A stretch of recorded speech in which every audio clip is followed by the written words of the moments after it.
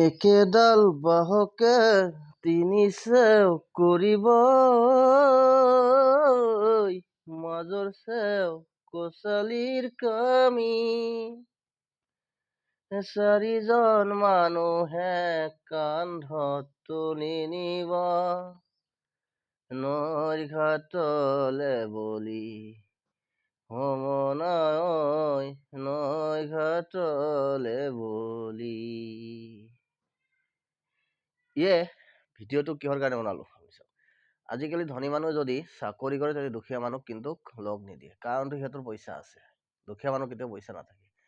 আমাৰ না হিন্দু ভাইহঁত সকলে হওক বা মুছলমান ভাইসকলে হওক, ইয়ে কি কৰে যে দুখীয়া মানুহ কেতিয়াও লগ নিদিয়ে, কাৰণটো হৈছে সিহঁতৰ পইচা আছে।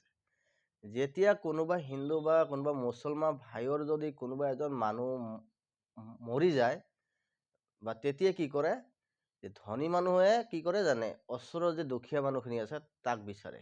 কাৰণটো কি, শ্মশানত বা কবৰস্থানত যাই কেনে যে কবৰস্থানৰ কামখিনি কৰিব, সেই কামখিনি কৰাত কিন্তু দুখীয়া ছাড়া ধনী মানুহ কেতিয়াও নকৰে, কাৰণ সিহঁতে কৰিব নোৱাৰে।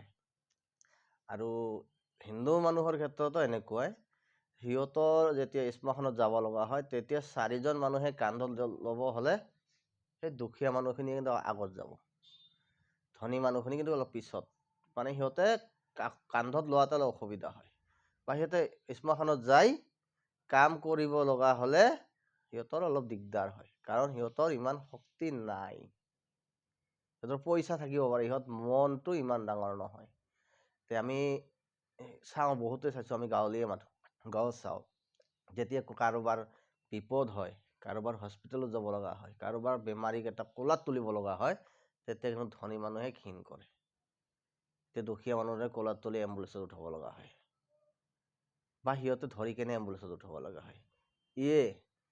এইখিনি মই ক'ব বিচাৰোঁ যে কেতিয়াও ধনী হৈ দুখীয়াক ইনচাল্ট নকৰিব, কাৰণ দুখীয়া নহ'লে কিন্তু তহঁতৰ নিচিনা মানুহৰ কাম একো নাই। কাৰণটো এইটোৱে যে যেতিয়া তহঁতৰ ওচৰত ধনী মানুহৰ বেমাৰ হ'ব, তেতিয়া আগত কিন্তু যেইজন খেতিয়ক, খেতি কৰি খোৱা মানুহ, সি আগত যাব, যাই কেনে তহঁতৰ ঘৰৰ কামখিনি সিয়ে কৰিব। তোমাৰ টকা যিমানে নাথাকক কিয়, সেইটো কিন্তু মিছা। আৰু মুছলমান ভাইহঁতৰ ক্ষেত্ৰতো এনেকুৱা যে আমি যেতিয়া দুখীয়া হৈ থাকোঁ তেতিয়া ধনী মানুহ কি, সিহঁতৰ কাম কৰি খোৱা মানুহ, সিহঁতৰ কি আছে, একো নাই। তহঁতৰ যেতিয়া বেমাৰত পৰিবি, তেতিয়া কবৰস্থান খান্দিব লাগিব, তেতিয়া দুখীয়া মানুহে আগত যাব লাগিব। তহঁতৰ কোদাল মাৰি কবৰত যাই কবৰ খান্দা তহঁতৰ ইমান সাহস নাই।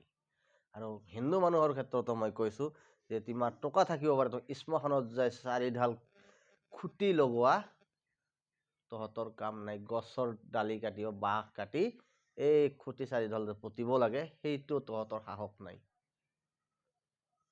কাৰণ তহঁতৰ পইচা আছে কিন্তু সাহস একেবাৰে নাই। সেইখিনিয়ে কাৰণে মই ভিডিঅ'টো বনাব লগা হৈছে, যে মই চালোঁ বহুত যে পইচা দি একো কাম নহয়। আত্মসন্মান থাকিব লাগিব, নিজৰ মনত সাহস থাকিব লাগিব, তেতিয়া আমি গোটেইখিনি কাম কৰিব পাৰিম। কাৰণটো হৈছে যে আমি দুখীয়া হ'ব পাৰোঁ, আমি গোটেইখিনি কাম কৰিব পাৰিম। আপুনি যিয়ে নকওক, আমি মানুহ বেমাৰ হ'লে আমি কোলাত উঠাই এম্বুলেঞ্চত উঠাব পাৰিম, আমি ঘিণ নকৰোঁ।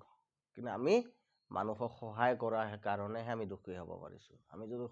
আৰু ধনী কিহৰ কাৰণে হয়, ভগৱান বা আল্লাই সিহঁতক পঠাই যে তহঁতৰ যিমান শান্তি আছে শান্তিটো তাতে লোৱা, কিন্তু তহঁতৰ সময়ত হিচাপ মই কৰিম।